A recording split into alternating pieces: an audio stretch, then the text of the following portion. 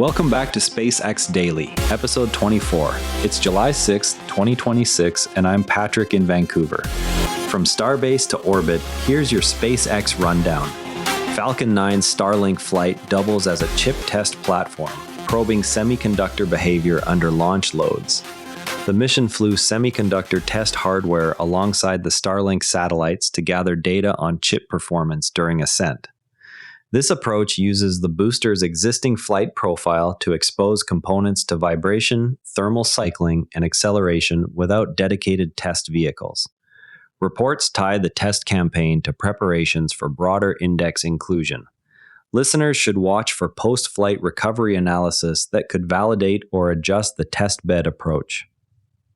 That same booster reuse cycle now feeds directly into future orbital compute qualification work. Nova Space's in-flight connectivity report forecasts sustained growth in the IFC market through 2035. Penetration is projected to climb from the current 48% baseline. The forecast covers both narrow-body and wide-body fleets across commercial aviation. SpaceX's Starlink hardware remains one supplier option within this expanding terminal market. The daily schedule lists upcoming Falcon 9 and other orbital attempts from Florida pads. It provides pad assignments and expected windows for the next several days. Regular cadence tracking helps identify reuse opportunities and turnaround intervals. Observers noted the first public images from China's Tianwen-2 spacecraft at asteroid Kamoa-Lewa, describing the body as elongated and rocky. The first public images from China's Tianwen-2 spacecraft at asteroid Kamoa-Lewa have been noted by observers.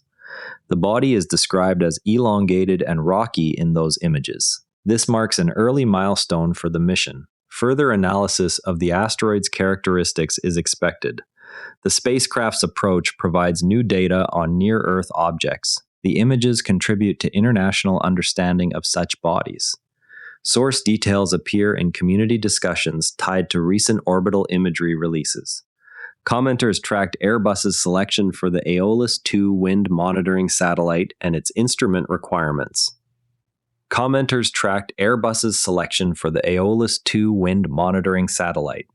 The selection involves specific instrument requirements for the mission. This choice positions Airbus in the Earth observation sector.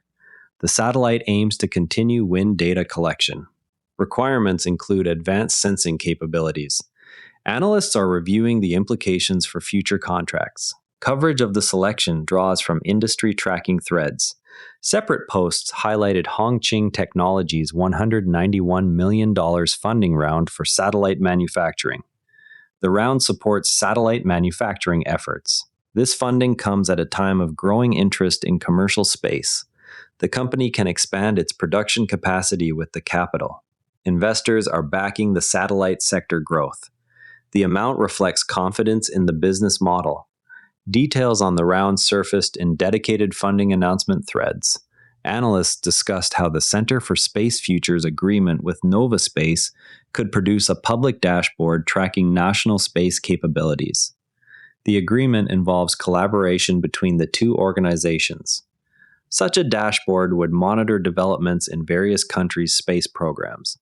Listeners may see updates from this effort in future reports. The partnership aims to increase transparency in space activities. The resulting platform may become a key resource for the community. Discussion of the agreement appeared alongside other community observations on national capabilities. Worth keeping an eye on, the GAO report flags rising costs for Space Force missile warning satellites, along with digital engineering shortfalls and workforce reductions that could delay national security launches. These pressures affect the broader launch manifest even when commercial vehicles remain on schedule. Resolution would require demonstrated cost controls and restored engineering capacity inside affected programs. The GAO report highlights digital engineering shortfalls inside affected programs. Workforce reductions add further constraints according to the findings. These factors together raise risks for national security launch timelines. Space News coverage summarizes the full set of GAO observations. The report points to the need for concrete steps on cost management.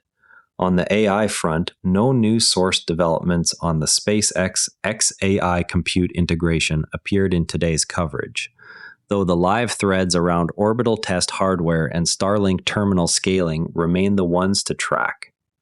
From an engineering standpoint, placing semiconductor test hardware on an operational Falcon 9 booster subjects the chips to the full stack of launch environments in a single flight. The booster experiences peak dynamic pressure, sustained acceleration, and rapid thermal gradients. Any test article must survive these without dedicated vibration tables or thermal chambers.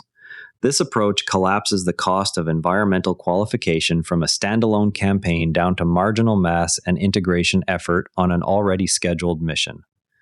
Data returned after recovery can directly compare pre-flight and post-flight electrical performance, revealing whether packaging or interconnects shift under real loads.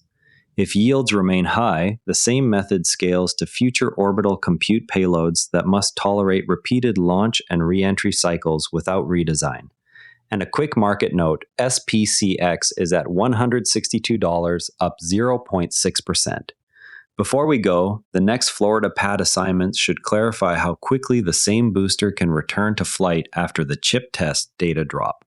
That's the day at SpaceX. That's a wrap. SPCX is trading at $162, up 0.6%. If you're new here, subscribe, and this briefing finds you every day. I'm Patrick in Vancouver. Thanks for being here, and I'll see you tomorrow. And before you go, this show is part of the NERA Network, a family of daily podcasts on tech, science, and markets, each one a short, sharp briefing you can finish on the commute.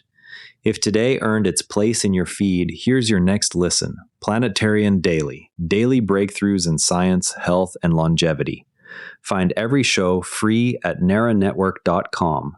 This episode used AI voice synthesis of my voice. Editorial selection and analysis are my own.